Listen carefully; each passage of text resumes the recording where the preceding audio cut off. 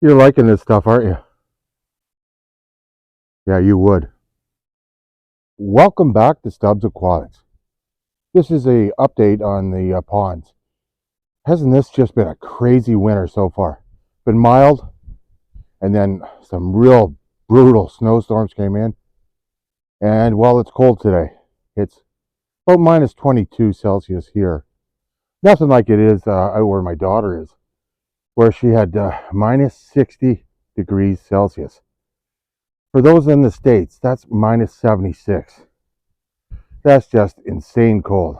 I couldn't deal with it. I mean, when it gets down here into minus 30s, I don't even want to be outside. I can't imagine what they were doing. And she went out and actually was skating and playing a bit of hockey. Canadians, eh? Anyways, let's get to the topic at hand, that being update on the pond. I've been trying a couple different methods just to keep it open. As you might know, I also made my ponds deeper to protect my koi from this harsh Canadian climate. You know, winter sure can be beautiful. Harsh, but beautiful. It's now the middle of January. Ponds are pretty much frozen over. And now I start worrying about my fish because, well, I can't see them. And I know someone who loves it. You know, she would live out here most of the time during the winter. For those who don't know, I just used or use air pumps to keep my ponds open. Some people wonder, what about the koi? Well, they just go to the very bottom of the pond and they stay motionless or virtually motionless and conserve their energy and their heat.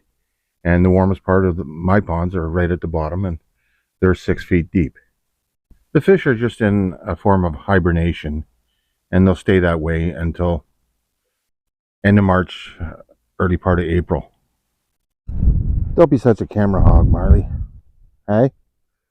Well, even though it's cold, the pond is still open.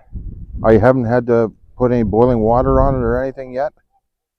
I will have to keep an eye on it. I've just turned on the light to heat the pumps. It's been off up until now. And well, we're in the middle of January. You can always tell when the snow's crunchy like this that it's cold. The main pond, it's still open. Just out of precaution, I just plugged in a 300-watt pond heater. That's to keep the spot open. I have not going all winter long, and I've been happy about that because, you know, 300 watts adds up after a while. But this has been keeping it open. That's 2 pumps, and it's contained in here. And there's a little bit of an opening to make sure there's air passing through. As you can see, the ponds are, well, they're iced over. These 2 ponds I would trust to stand on. And I'm surprised Marley hasn't been out on them yet. This pond I would not trust yet to stand on, because it just froze all the way solid up until this hole here. It was pretty much open with just some edges that were frozen.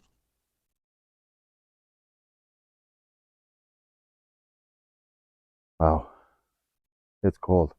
Certainly glad I made it the main pond here 6 feet deep at the deepest end, which is this end. Now, some of you will ask,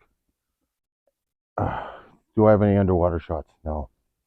Don't have a GoPro that works, and I'm not going to buy one just for this purpose. Not right now, not with the financial times the way they are, and so it's a luxury that I don't really need right now.